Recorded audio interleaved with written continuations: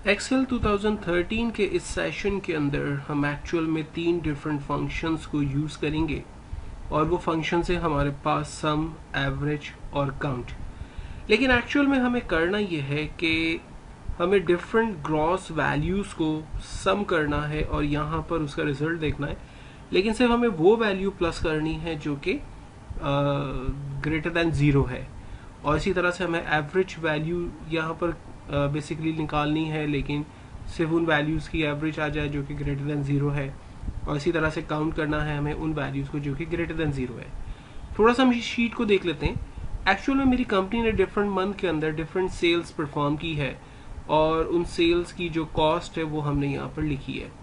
अब किसी month company ने जो एक्चुअल रेवेन्यू जनरेट किया है वो लॉस में भी हुआ है, तो अब मुझे एक्चुअल कैलकुलेशन करनी है लास्ट के अंदर कि हमने टोटल रेवेन्यू जो है वो कितना हासिल किया। सम के जरिए देखना चाहते हैं सिर्फ पॉजिटिव वैल्यूज़ को, इसी तरह से एवरेज निकालना चाहते हैं सिर्फ पॉजिटिव वैल्यूज़ का, और हम काउंट करना चाहते हैं सिर्फ पॉजिटिव वैल्यूज़ को।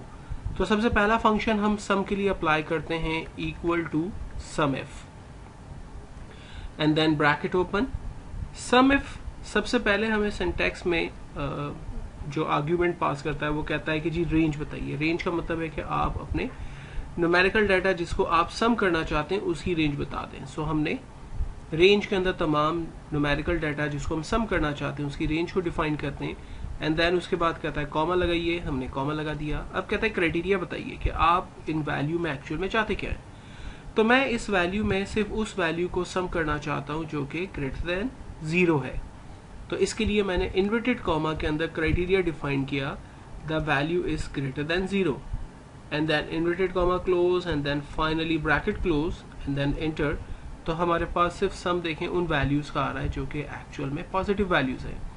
और अगर मैं इसे वैसे ही आपको परफॉर्म करके बता दूं, like this one plus this one, third value, फिर fourth, fifth, sixth and then 7 and then enter, आप देखें बिल्कुल सेम कैलकुलेशन हमारे पास हो रही है। अब मुझे एक्चुअल में एवरेज देखना है सिर्फ पॉजिटिव वैल्यू का, तो हम फंक्शन अप्लाई कर रहे हैं equals to average f. Average करें बट कंडीशन के साथ इफ में। अच्छा अब एवरेज इफ का फंक्शन भी एक्चुअल में बिल्कुल इसी तरह से जैसे सम इफ हमसे सिंटैक्स कहता था वैसी ही बातें हमसे कहता है रेंज बताइए।